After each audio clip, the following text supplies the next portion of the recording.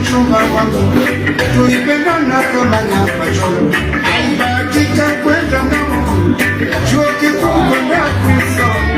miaka mitatu kule Japani, kusomea kutafuta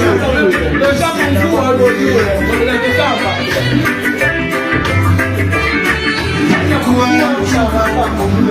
tulipendana kama nyama choma, alibahatika kwenda ng'ambo, chuo kikuu kwenda kusoma miaka mitatu kule Japani, kusomea kutafuta